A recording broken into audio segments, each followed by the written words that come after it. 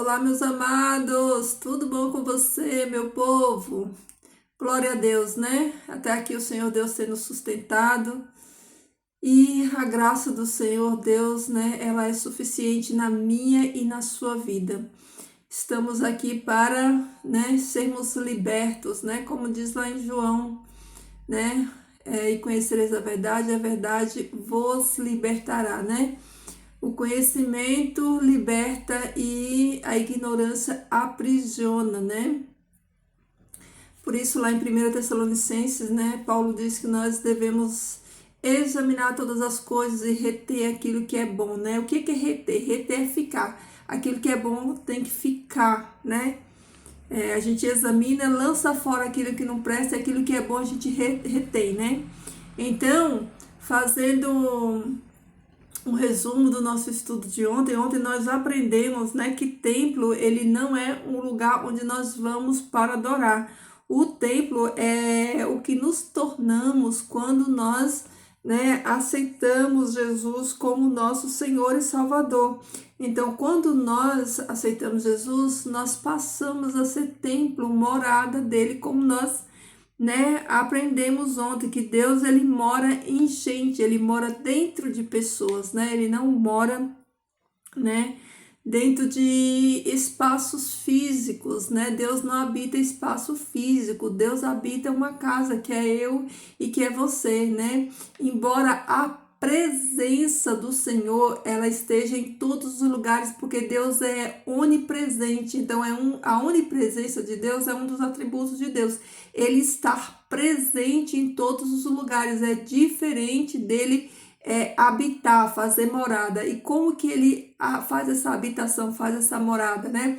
Dentro de cada um de nós, por meio do Espírito Santo de Deus, né? Então eu espero que isso tenha ficado claro para você, né? E hoje a gente vai entender esse processo, né? Que a gente pegou a história pela metade, mas hoje a gente vai lá no princípio de todas as coisas para a gente entender melhor, para ficar mais claro na nossa mente. Fica aí, né? Tenha paciência, fique aí na comunhão, né? Fica na comunhão do Espírito Santo de Deus para você receber esse entendimento, né?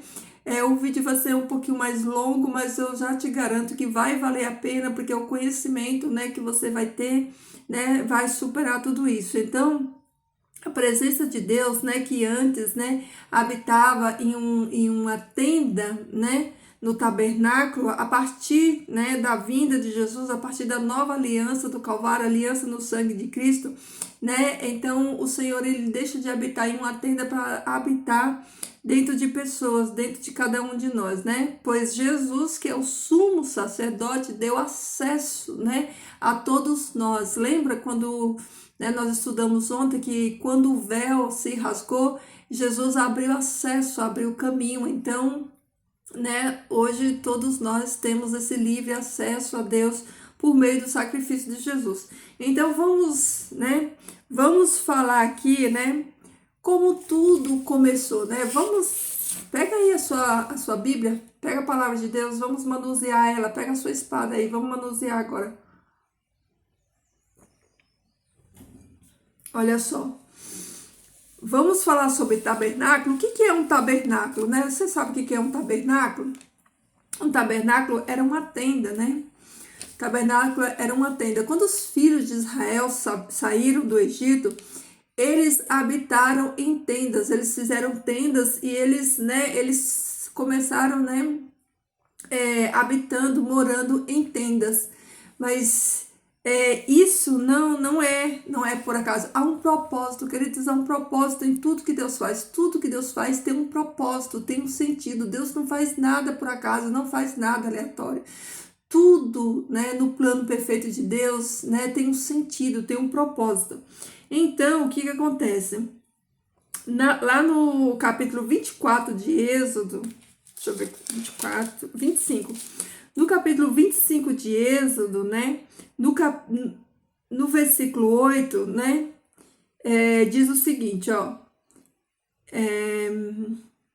que façam um santuário para mim, para que eu more entre eles. Tudo que eu te mostre, de acordo com o projeto do tabernáculo e de todos os seus mobiliários, assim fareis, né?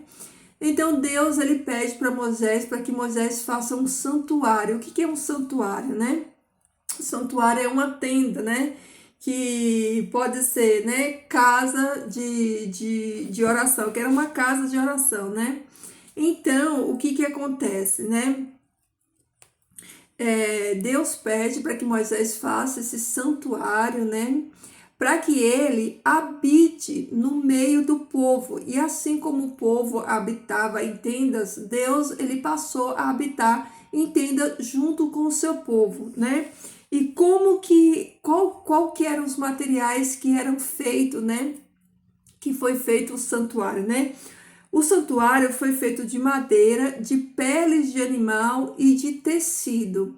Isso é por acaso? Não, não é por acaso. O que simboliza tudo isso? Qual é o significado de tudo isso, né? O que sustentava, qual era a base que sustentava o santuário? Era a madeira, era a madeira de cedro, né? E o que significa essa madeira, né? Que sustentava, né, ali o santuário. Essa madeira significa o madeiro onde Jesus, né, ali entregaria a sua vida por mim e por você. Então, o que sustenta a minha vida e a sua vida, né, é o sacrifício de Jesus, é a cruz de Cristo, né? Então, a cruz de Cristo, né, simbolizada ali pela madeira, né, ela simbolizava, né, a cruz de Cristo, o sacrifício de Jesus que nos sustenta. E o que significa, né, a pele de animal? Significa o corpo, né? O corpo é revestido de pele. E o que significa os tecidos? A roupa, né? Os tecidos que cobre o corpo, né? Então, olha como tudo tinha um significado, tinha um sentido, né? Então, aquele santuário que era casa de oração, onde Deus se fazia presente, né? Naquele ambiente, ele simbolizava um corpo, né? Ele era feito, né? De peles, né? E coberto com tecido, simbolizando um corpo. E o que sustentava esse corpo? A madeira, né? O cedro, que inclusive se depois você estudar aí, você vai descobrir as particularidades do cedro. O cedro ele era uma madeira que tinha espinho, né? Que continha espinho, mas também ele era uma madeira resistente a pragas, à ação do tempo, a cupim, né? Então depois você, eu não vou dar tanto detalhe, tanto, senão o vídeo vai ficar muito longo. Eu vou só passar, né? Vou passar assim por cima, né? Para você entender o significado de tudo isso, né? Por que o santuário, né? Ele era um local, né? Com essas características, né? Qual o significado dessas características? Então, esse tecido simbolizava o corpo e a pele, né, o corpo e os tecidos simbolizavam, né, as vestes, né, deste corpo, e o que sustentava a madeira, né, que simboliza aí a cruz de Cristo. Então, todos esses elementos não era por acaso, né? Então, Deus pede para que Moisés construa esse santuário, né, para que ele se faça presente, né, para que ele se faça presente no meio deles, né? E Deus, assim, estando ali, olha, a fidelidade de Deus, o caráter de Deus, né? Deus falando assim, ó, vocês habitam em tendas e eu também vou habitar, eu vou habitar em tendas junto com vocês, né? Então, o Senhor, ele habita ali no meio daquele povo. E qual que era o propósito do santuário, né? O propósito do santuário era trazer à memória deles, né, o sacrifício de Jesus, né? Ali era um serviço temporário que simbolizava, né, a vinda de Jesus, do Messias. Então ele estava fazendo tudo isso, a sombra, era uma sombra do verdadeiro, daquele que viria, né, no futuro. E aí, o que Deus pede, dentre os utensílios, né, que nós já a gente já conhece, né, os utensílios, O santuário ele tinha 2 compartimentos, né? Lugar santo e lugar santíssimo. Não vou me detalhar também tanto nisso, porque não é o foco do que eu quero ensinar aqui para vocês. Mas a gente sabe que no primeiro compartimento, né, tinha ali o castiçal, que era a menorá, simbolizava, né, Jesus, a luz do mundo. Lá no Apocalipse vai falar que ele é o que andava no meio dos castiçais. Tinha também a mesa dos pães, né, com 12 pães, simbolizando ali as 12 tribos de Israel, e também Jesus como o pão da vida. E tinha o altar de incenso, né, que os incensos eram queimados, onde simbolizava ali a oração dos santos, né? E no segundo compartimento, que era o Santo do Santo, onde só o sumo sacerdote entrava uma vez por ano, simbolizava o quê? O dia da expiação, o dia que Jesus viria, né? De uma vez por toda, entraria uma única vez, e nessa única vez oferecia o seu próprio sangue, né? Para redimir, né? Todo pecador. Então, lá dentro do Santo tinha o quê? Tinha a Arca da Aliança, né? Então, vamos falar um pouquinho sobre a Arca da Aliança. Olha só, a Arca da Aliança, né? A gente sabe que lá dentro tinha o cajado de Arão que floresceu, simbolizando ali, né? É, como é que se diz assim? A liderança, né? A aprovação de Deus sobre a liderança, né, do povo. Tinha a lei, os 10 mandamentos que Deus deu para Moisés, e tinha também o maná, né? O maná. Então tinha esses 3 elementos dentro da arca. Então, queridos, quando Deus ele se fazia presente ali, qual era o lugar que a presença de Deus, né, se manifestava? Era ali, era na Arca da Aliança, era ali naquela arca, no lugar santo do santo, que Deus ele se fazia presente, que a presença dele se fazia. Então, a arca é que trazia, né, a presença de Deus, né, a presença de Deus. Então, o que que acontece, né? Deus pede para fazer o santuário. O santuário, ele tinha todo esse simbolismo, né, que eu acabei de explicar para vocês. E o que que acontece, né? No decorrer da história do povo de Israel, né? No decorrer dos anos que a gente já conhece o que que aconteceu, né? Essa arca, né, a Arca da Aliança, ela ficou 42 anos sobre o reinado de Saul, né? Durante o reinado de Saul, a Arca da Aliança ficou com eles ali 42 anos no reinado de Saul, 20 anos na casa de Abinadab, 7 anos no reinado de Davi e 3 meses na casa de Obed-edom.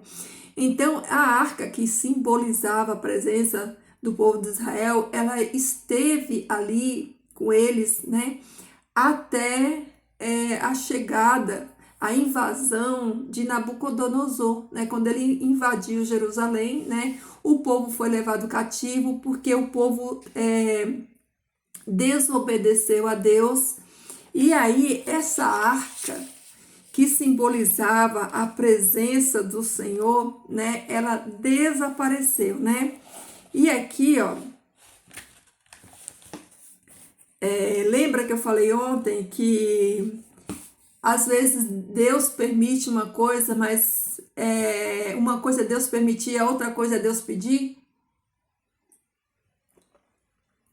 Deus permitiu que os patriarcas tiverem mais de uma esposa, mas era a vontade de Deus? Não. Deus permitiu, mas não era a vontade de Deus, né? Tanto é que a gente vê o desastre que foi na vida desses patriarcas que tiveram mais de uma mulher. Salomão que o diga, né?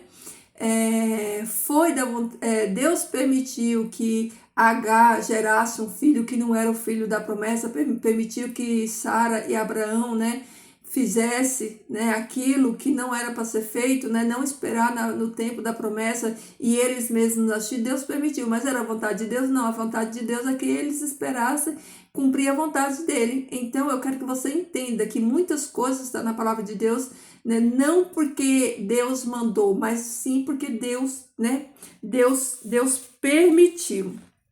E uma dessas coisas que ele permitiu tá aqui, ó, que eu vou ler para você, ó. Tá em 1 Crônicas, capítulo 17. Olha o que diz em 1 Crônicas 17, ó. Aconteceu que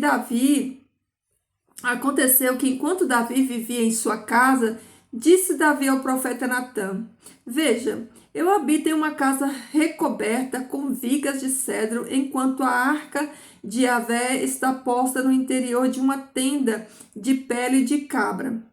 Olha aí, Davi, né, ele chama o profeta Natã e fala assim, veja, profeta, eu tenho todo o conforto, eu moro aqui nessa casa confortável, né, e a arca do Senhor tá lá, né, tá numa tenda coberta de pelo de cabra, né. Então, né, Natã disse para Davi, vai e faze tudo o que estiver no teu coração. E aconteceu que naquela mesma noite veio a palavra do Senhor ao profeta Natã e lhe disse, vai e assim falarás a meu servo Davi, tu não construirás casa para que eu habite nela. Vai prestando atenção, a gente precisa ter, a palavra de Deus, você precisa ter paciência, você precisa ter paciência para você examinar, estudar e entender, né, todas as coisas. Então tenha paciência, abra os seus ouvidos aí e vá prestando atenção em todos os detalhes para você conseguir montar esse quebra-cabeça, porque a Bíblia é assim, um pouco aqui, um pouco ali, e todos os textos ele vai dar o panorama, né, da real, né, história. Então presta atenção. Olha aqui, ó. Deus manda dizer para Davi, ó.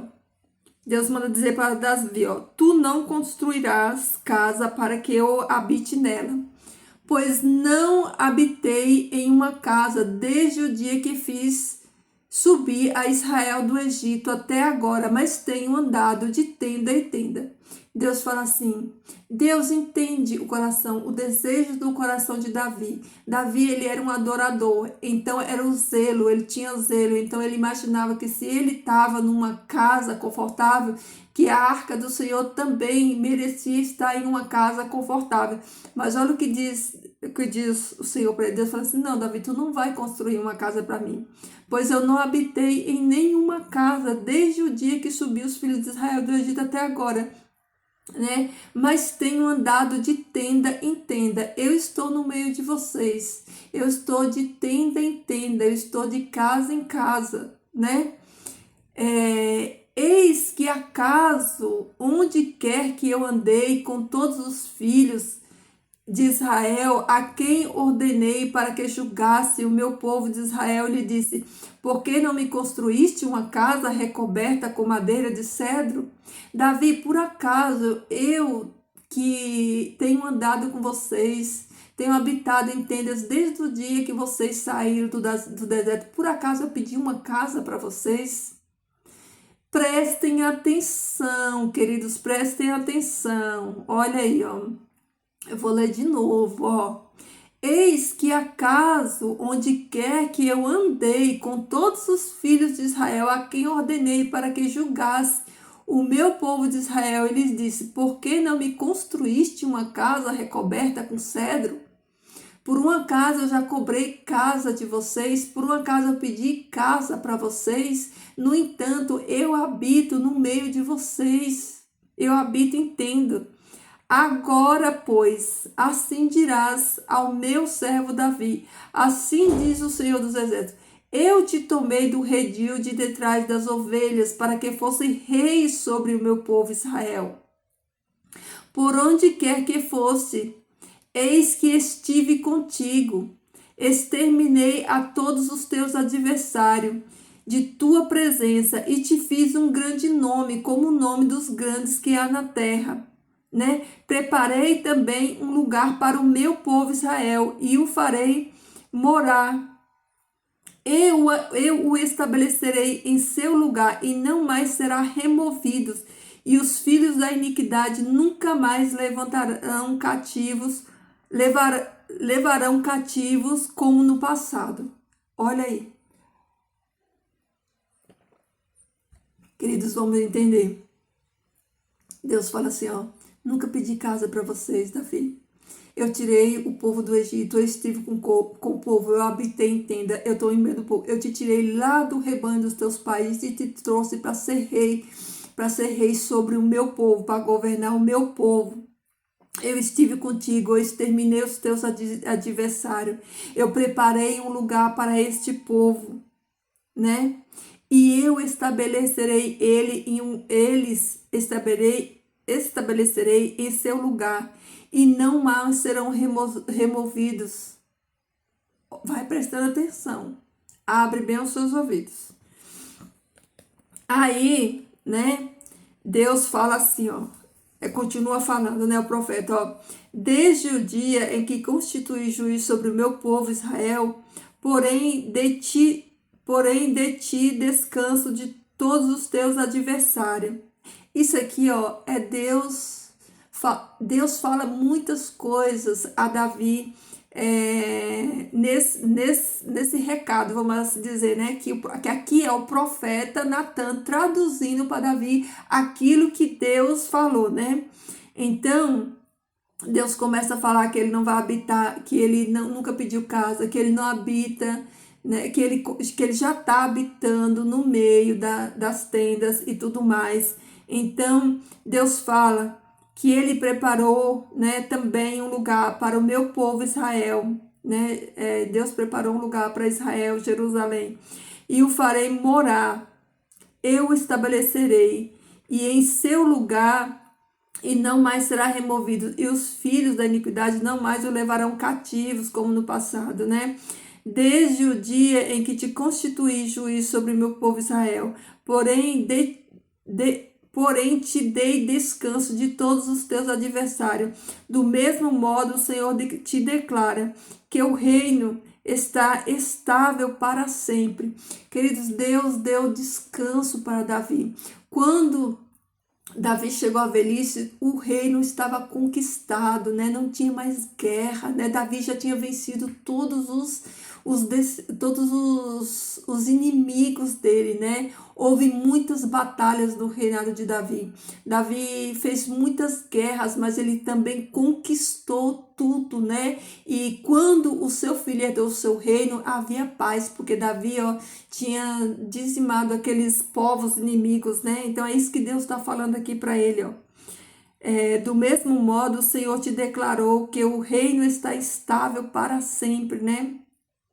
Mas quando se completarem os dias em que há de viver e partires e sejas reunido a teus pais, levantarei a um descendente teu depois de ti, que procederá dos teus lombos, e o estabelecerei em teu reino.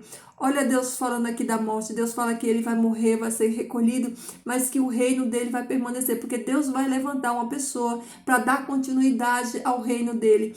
Diz para Davi, né? Deus faz aqui uma aliança para Davi, que o reino de Davi, né? Ele vai ser estabelecido, que ele não vai ser, né? Dizimado, né? Estabelecerei em teu reino. Ele construirá casa para o meu nome. Ele construirá casa para o meu nome, não para habitação. Por que se a gente precisa prestar atenção no texto? Porque se a gente não presta atenção no texto, a gente não faz uma interpretação correta dela. Então, aqui, ó. Ele construirá casa para o meu nome e estabelecerei o trono, estabelecerei o trono de seu reino para sempre, né? Deus está falando, ó, teu filho vai ser, eu vou levantar um filho teu para dar continuidade para o teu reino. Ele vai fazer uma casa, né, para o meu nome. Olha aí. Aí é que Deus continua, né, falando, né? Deus continua falando aqui, ó. E eu lhe serei por pai, e ele será por filho. Não apartarei dele minha misericórdia, como apartei de Saul, a quem te precedeu, né? Eu o porei em autoridade sobre minha casa e sobre meu reino para todo sempre. O trono de seu reino lhe será estabelecido para sempre. De quem é que Jesus está falando? De quem é que Deus está falando aqui? Aqui Jesus está falando de Jesus. Olha só, eu vou voltar de novo, porque se a gente não presta atenção, a gente vai achar que que Deus está falando aqui, ó, de Salomão, mas Deus não está falando de Salomão, Deus está falando de Jesus, ó. Olha só. Ele construirá a casa para o meu nome, né? E estabelecerei o trono do seu reino para sempre. Ele construirá a casa para o meu nome, olha aí.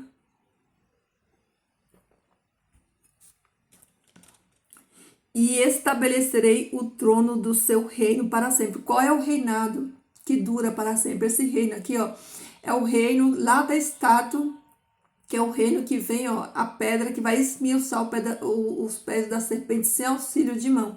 Presta bem atenção para você ver se aqui, ó, a promessa do reinado que Deus está dando para Davi é por meio do Messias. Olha só.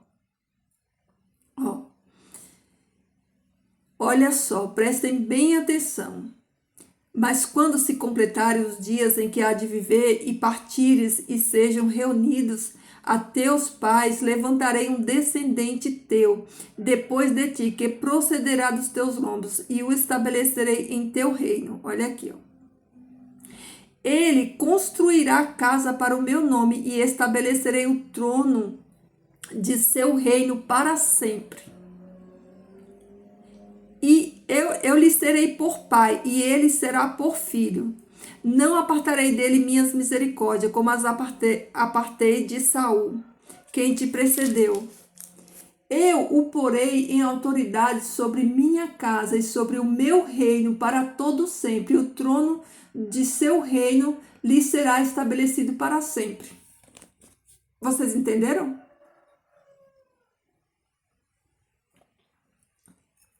Assim falou o profeta Natã a Davi acerca de todas as coisas e acerca de todas as visões. Olha aí. Aí, aqui, ó, em primeira crônica, né? Olha aqui o discurso de Davi, ó. Davi, ele reúne todo o povo, ele faz um discurso, né? E ele dá instruções, né? Ele já sabia que ele ia partir, né? Então, aqui fala que reuniu, pois, Davi todos os príncipes de Israel, os chefes da tribo, os chefes das divisões que estavam a serviço do rei, os chefes de milhares, os chefes de centenas, os administradores das possessões de gado, os reis, os seus filhos, os oficiais e os homens de guerra, todos esses vieram a Jerusalém. Davi convocou, né? Fez uma convocação real e todos se apresentaram. Então ele lhes disse, né? Escutai-me, irmãos meus e povo meu, eu tinha em meu coração o propósito de edificar uma casa onde repousasse a arca do pacto do Senhor e para a morada da glória, da sua glória, de nosso Deus. E preparei todo o necessário para a edificação da casa. Porém, me disse, não edificarás casa a meu nome, porque tu és homem de guerra e um homem que tem derramado muito sangue, né? Aí no capítulo 6, no versículo 6 do capítulo 28 de 1 Crônicas, né? Ele diz assim, ó, então me disse, Salomão, teu filho, edificará minha casa e meu átrio, pois a ele escolhi por filho, e eu lhe serei por pai. Estabelecerei o trono do seu reino, né? Para sempre. Mas se ele não se dispuser a praticar as minhas ordenanças e meus juízos, como neste dia, castigarei com vara de iniquidade, né? E aí, Davi fala para o filho dele, ó, e tu, Salomão, meu filho, entende tudo que o Senhor Deus nos ordenou, atende a tudo que o Senhor Deus ordenou e serve-o com o coração íntegro, com disposição de tua alma e sem pesar, pois Yahvé conhece tudo que está no coração e entende toda intenção do pensamento dos homens. Se o buscares o achará, mas se o abandonares, ele te abandonará. Então, o que acontece? Olha aqui, ó. Deus fala que ele não vai, né, preparar casa, que ele nunca pediu casa, mas por amor a Davi, né, por sondar o coração de Davi e entender o desejo que Davi tinha de honrar a Deus, construindo para o Senhor uma casa, Deus permite que o seu filho construa essa casa. Porém, Deus fala para ele, né, que se ele andar nos caminhos do Senhor, ele vai ter muitas bênçãos, mas se ele não andar no caminho do Senhor, né, Deus deixa aqui todas as maldições, né? E foi o que aconteceu, que a gente conhece, né, a história. Então, ó, deixa eu falar uma coisa para vocês, ó.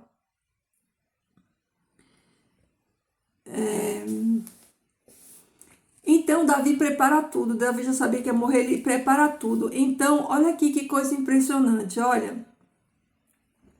Então, Davi fala assim, ó, dispus todos os meus recursos e todas as minhas riquezas para tudo que forem necessário para a casa de Yahvé, meu Deus. Davi deixa tudo preparado, Davi deixa a planta, né? Davi deixa tudo preparado. Esta casa, este templo, né, que eles fizeram é uma substituição do tabernáculo. Ele tinha que ter as mesmas medidas do tabernáculo, os mesmos utensílios, tudo igual. Só que agora, né, não era mais uma tenda feita com pele e com tecido, né? Agora eles já, né, usaram outro tipo de material, mas, né, eles continuavam preservando, né, a estrutura, as medidas originais do santuário. Aí aqui falam que Davi ele deixa todas as suas riquezas para a construção desse templo.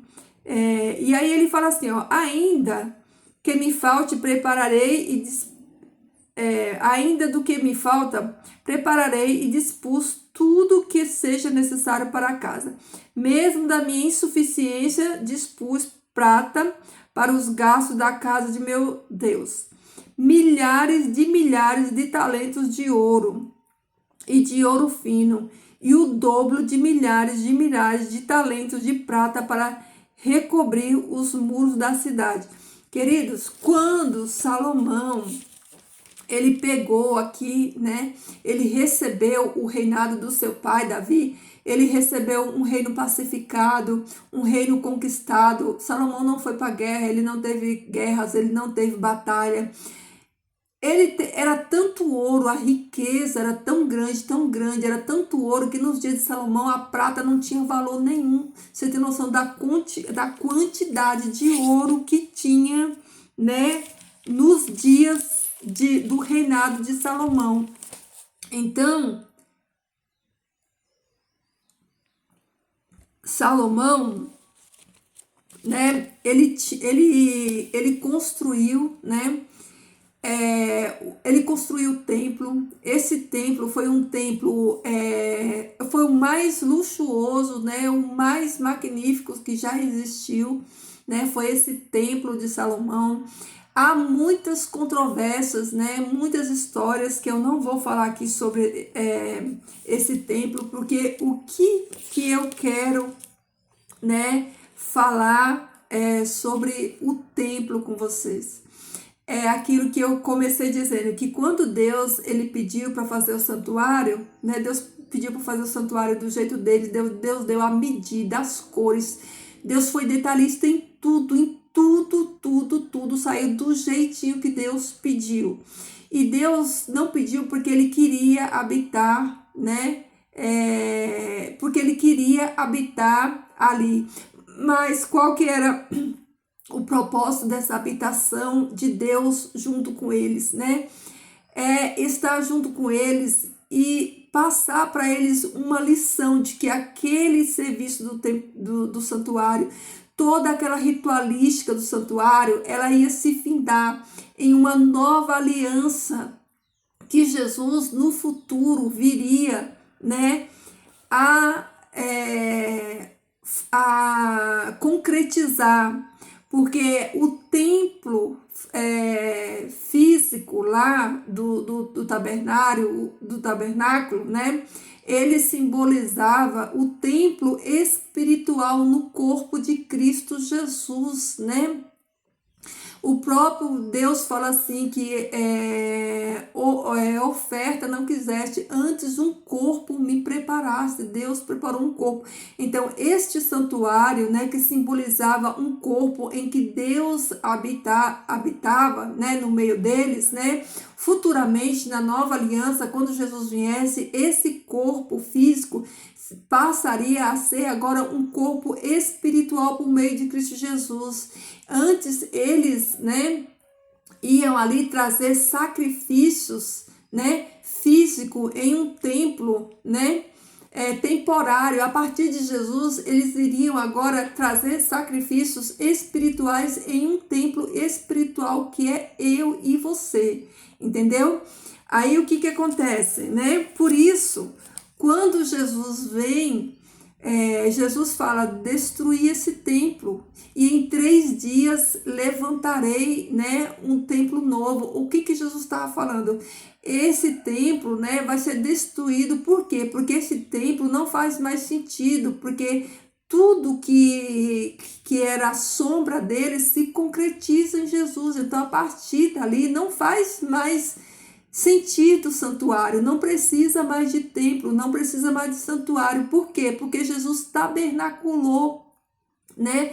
O véu se rasgou e o acesso, né? Por que as pessoas não podiam, né, entrar no Santo dos Santos? Porque as pessoas não tinham acesso à presença de Deus, né? Eles não tinham acesso à presença de Deus, porque o sangue de Jesus ainda não tinha purificado, né, no lugar santíssimo.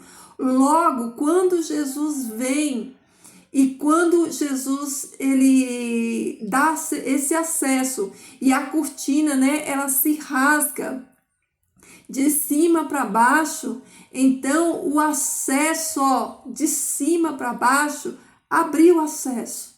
Todos, né, todos têm acesso ao Pai. E agora, né, a habitação do Pai não é mais dentro, né, de um corpo, né, de um corpo, como é que se diz, né, de um tabernáculo físico, mas sim de um tabernáculo espiritual. Então, o que simbolizava a presença do Senhor ali? Era a arca simbolizava a presença. Mas nos dias de Jesus, né, a arca, a presença, já não estava no meio deles, ó, faz muito tempo, né? Faz muito tempo. Porque quando, né, a arca que simbolizava a presença do Senhor foi levada junto pelos babilônios, né? Quando o rei da Babilônia, Nabucodonosor, ele invadiu ali Jerusalém e ele levou os utensílios do templo e destruiu tudo, né? A presença do Senhor já tinha se retirado dela. Depois do cativeiro, né, dos 70 anos de cativeiro, Zorobabel ele faz uma reforma desse templo, né? Mas esse templo não chega nem aos pés do primeiro, né? E eles fizeram, né, os utensílios, mas a arca já não estava presente. E quando Herodes também ele reconstrói, faz aquele templo, né, monumental, que é um templo esplendoroso, que é o templo de Jerusalém, mas também nem se compara com o templo de Jerusalém, a presença de Deus já não estava mais ali, né? Porque a Arca da Aliança, que é a que simbolizava a presença de Deus, não estava mais no meio deles, né? Para você ver que quando Salomão ele faz, né, aquela oração de dedicação do templo, e o templo enche, né, quando os sacerdotes eles entram com a arca, coloca a arca lá no lugar santíssimo, e Salomão faz aquela oração, o templo ele enche de fumaça, tanta fumaça que os sacerdotes não conseguem ficar lá dentro. Deus manifesta a presença dele através daquela arca. Então Salomão ele faz aquela oração, né, conhecida, né? E ele fala que se o povo se arrepender, se humilhar, que Deus ele vai, né, vai ouvir e vai sarar a terra. Então tinha uma promessa ali, né? O próprio Deus fala que se o povo, né, fosse levado cativo e tivesse, né, estivesse cativo em outras partes do mundo e olhasse para aquele templo, né, e se arrependesse e clamasse a Deus, Deus ouviria, né, as orações dele. Por isso, quando Daniel foi levado cativo para a Babilônia, Daniel, ele abria a janela em direção lá do templo de Jerusalém e ele orava, né, porque tinha essa promessa. Então, queridos, quando Jesus vem, né, tudo se concretiza em Jesus. Tudo se concretiza em Jesus. Olha só. Deixa eu ler aqui, ó. Olha aqui o discurso, né, de Estevão. Olha o discurso de Estevão, né, quando ele é apedrejado. Olha só o que ele diz aqui, ó. Olha só. Eis que o tabernáculo do testemunho de nossos pais, aqui ele está falando lá do santuário, permaneceu no deserto, tal como aquele que falara com Moisés, ordenara que eu fizesse ao modelo que lhes havia mostrado. E nossos pais, junto com Josué, introduziram este mesmo tabernáculo na terra que Deus havia dado por herança daquelas nações que ele expelira de diante deles, e foi elevado até os dias de Davi, o qual encontrou graça diante de Deus e pediu que lhes concedesse encontrar uma morada para o Deus de Jacó. Olha aí, ó. Davi pediu e Deus permitiu, né, ele fazer essa morada. Mas foi Salomão quem lhe edificou casa. Embora o Altíssimo não mora em obras de mãos, conforme o que dissera o profeta Isaías, né? O céu é meu trono e a terra o estrado debaixo dos meus pés. Que casa me edificareis? A terra toda é o estrado dos meus pés. Que tipo de casa é essa que vocês querem construir para mim, né? Declara Yahvé. Ou qual é o lugar de meu repouso? Eis que não foi a minha mão que fez todas essas coisas, né? Ó duros de serviço, ou povo duro de entendimento, ou povo da cabeça dura que não entende, né? Estevão dizendo aqui, ó. Ó duros de serviço, incircunciso de coração e de ouvidos, vós resistis sempre ao Espírito Santo, como vossos pais, assim também vós. Vocês resistem ao Espírito Santo, vocês não querem, né? Ouvir a palavra verdadeira e genuína do Senhor, né? É o que ele está falando aqui. Olha aqui, ó. Olha o que Isaías fala, ó. Assim diz o Senhor. Isaías 66, tá? Assim diz o Senhor, os céus é meu trono, e a terra o estrado de meus pés. Qual é a casa que vos edificareis para mim, e qual é o lugar do meu repouso? Eu sou o Deus soberano do universo, eu habito no céu inteiro, a terra é estrado dos meus pés. Que casa é essa que vocês querem me colocar dentro? Ô povinho nécio, né? Minha mão fez todas essas coisas, e tudo é meu, declara o Senhor. A quem olharei e com quem habitarei, senão com o de espírito gentil e humilde, e que treme perante minha palavra. Eu não habito casas físicas nem templos, eu habito dentro do contrito de coração. Olha aí, ó. A quem olharei e com quem habitarei, senão com o de espírito gentil e humilde. Queridos, olha a clareza dessa palavra. Olha a clareza dessa palavra, né? Deus não habita templos, Deus habita dentro, né? Do humilde, do gentil. Mas olha só Olha aqui, ó. Vamos lá para 1 Pedro. 1 Pedro no capítulo 2. Você lê 2 versículos do capítulo 2 de 2 Pedro para você entender. Pedro fala assim, ó, também vós, como pedras vivas, sejais edificados e vos tornareis templos espirituais e sacerdotes santos para oferecer a sacrifícios espirituais aceitos, né, ou aceitáveis diante de Deus por meio de Jesus Cristo. Queridos, será que você consegue entender? Pedro está falando que nós somos templos espirituais. Olha aí, ó. Vós tornareis templos espirituais e sacerdotes. Hoje, todos nós somos sacerdotes, né? Porque nós somos templos de Deus e nós fazemos isso aqui que Pedro falou, ó. Nós oferecemos sacrifícios espirituais. Antes, na antiga aliança, os sacerdotes ofereciam, né?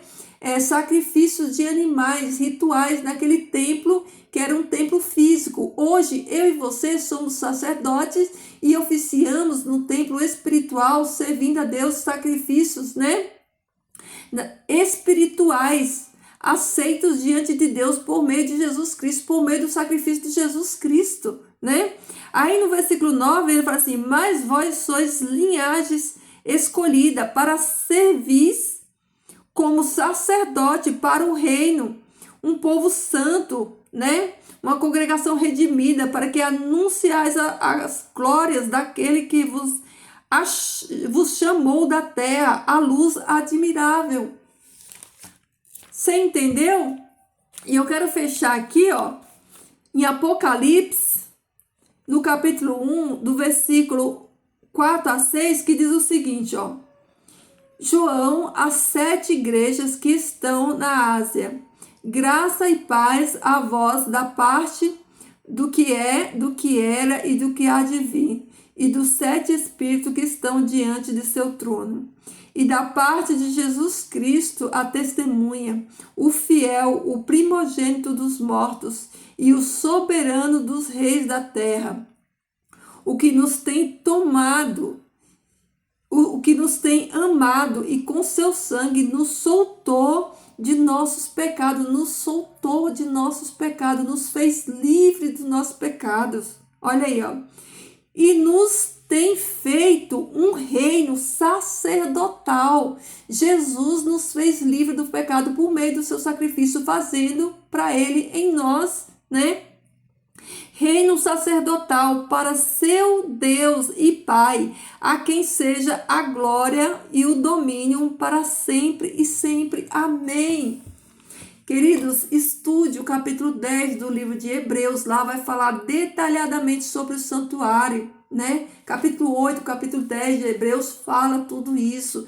Então, queridos, eu espero que você tenha entendido, né? No vídeo de ontem e no vídeo de hoje, que o templo provisório, que era o tabernáculo, né, que Deus pediu para fazer, para eles entenderem o sacrifício de Jesus, para eles entenderem, né, a redenção por meio de Cristo de Jesus, que tudo isso finalizaria, concretizaria em Jesus, né, porque a partir de Jesus, né, iniciou-se uma nova aliança, aliança no sangue de Cristo Jesus. Então tudo aquilo dali, como o livro dos Hebreus vai falar, era sombra, sinal, né, do Messias, da obra redentora do Messias. Hoje nós não precisamos de templo, né? Hoje Jesus tabernaculou e hoje, como foi dito ontem, né, que nós estudamos, ele, né, habita dentro de mim, de você. Nós somos o seu templo. Eu espero que tenha ficado claro para você. Qualquer dúvida, né, vocês deixam aí no comentário, né? Então entenda. Jesus, ele te fez reino de sacerdote. E hoje, né, como ele diz aqui, ó, no Apocalipse, né, nós somos sacerdotes para Deus Pai, comprado pelo mérito do sangue de Cristo Jesus. Então a nossa adoração é em espírito e em verdade, como Jesus falou lá para aquela mulher, que a adoração não é em Samaria e não é no Monte Gerizim, não é em local físico. né? Não é em local físico, é em local, em espírito e em verdade, tá bom, queridos? Esse vídeo já tá bastante longo, então vou encerrar por aqui, né? Fazer uma oração. Feche os seus olhos, vamos orar, querido Deus e Pai, nós te louvamos, bendizemos o teu nome santo, agradecemos, Senhor Deus, por esse estudo, por essa porção da tua palavra, e nesse momento, Pai querido, eu peço que tu venha dar o discernimento na mente, Senhor, de cada um dos teus filhos, que eles possam, Senhor Deus, entender, Pai, que eles não precisam ir a um lugar físico para te adorar, porque nós somos, Senhor Deus, a tua habitação e nós te adoramos em espírito e em verdade. Em qualquer lugar que nós estivermos, nós temos acesso a ti, porque Jesus nos comprou por preço de sangue. E quando aquele véu foi rasgado, Senhor, nós recebemos o acesso direto a ti por meio do sacrifício de Jesus. Então, Pai, nos dá o discernimento na tua palavra, nos dá o batismo do teu Espírito Santo, nos reveste do poder do teu Espírito Santo, para que nós não sejamos enganados, Senhor, e para que nós também possamos ajudar a outros, Senhor Deus, que também, Pai, estão enganados, Pai, buscando, Senhor Deus, espaços físicos, Senhor Deus, quando na verdade, Pai, a nossa adoração, ela é em espírito e verdade. Nós temos liberdade para te adorar em qualquer lugar que nós estivermos, Pai.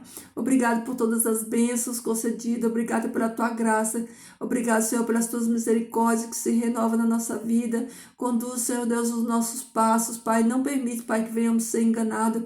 Nos dá um coração humilde, um coração ensinável. Tua palavra diz, Senhor Deus, que o coração, a casa que tu habita, Senhor Deus, é no contrito de coração. Naquele, Senhor Deus, que tem um coração quebrantado. Então, que cada um de nós, Senhor Deus, tenhamos um coração quebrantado, que o nosso coração seja ensinável, seja humilde, que o teu Espírito Santo, ele tenha prazer, Senhor Deus, em habitar nesse templo, nessa casa, Senhor Deus, em cada um de nós, Pai, que ele faça essa obra maravilhosa de santificação na vida de cada um de nós, para que em breve, Senhor Deus, nós possamos ser glorificados em Ti, Senhor Deus, assim como Tu glorificou o Teu Filho amado, Senhor Deus, um dia, Pai, logo em breve, todos nós receberemos, Senhor Deus, glória, Senhor Deus, por meio do sacrifício de Jesus, herdaremos, Senhor Deus, um reino eterno, já que nós, Senhor Deus, somos sacerdotes, já fazemos parte desse reino, Senhor Deus, e apenas vamos tomar posse dessa herança, Senhor Deus, que o Senhor já garantiu para cada um de nós, Pai. Obrigado, Senhor Deus, pelo entendimento, obrigado pelo Teu bom Espírito, Senhor Deus, que está, Pai, dentro de cada um de nós, operando, Senhor Deus, para a Tua honra e para a Tua glória. Pai, nos dá um dia abençoado, que a Tua presença continue conosco, Senhor Deus, hoje e sempre. Em nome de Jesus eu te peço, te agradeço. Amém. Queridos, glória a Deus, louvado seja o nome do Senhor, ó, que Jesus transborde amor no seu coração, que o amor de Jesus, né, ele faça você resplandecer, né, esse evangelho de cruz, esse evangelho de renúncia, esse evangelho de graça, né, que a graça de Jesus, né, que chegou até você, que te alcançou, possa alcançar outras pessoas por meio de você também, tá bom? Seja um instrumento da graça de Deus nessa nação e nessa geração, tá bom? Em breve Jesus voltará, então vamos, né? Vamos fazer a nossa parte. Queridos, fiquem todos com Deus e até amanhã. Deixa aí o seu like, deixa aí o seu comentário, né? Deixa aí o seu pedido de oração.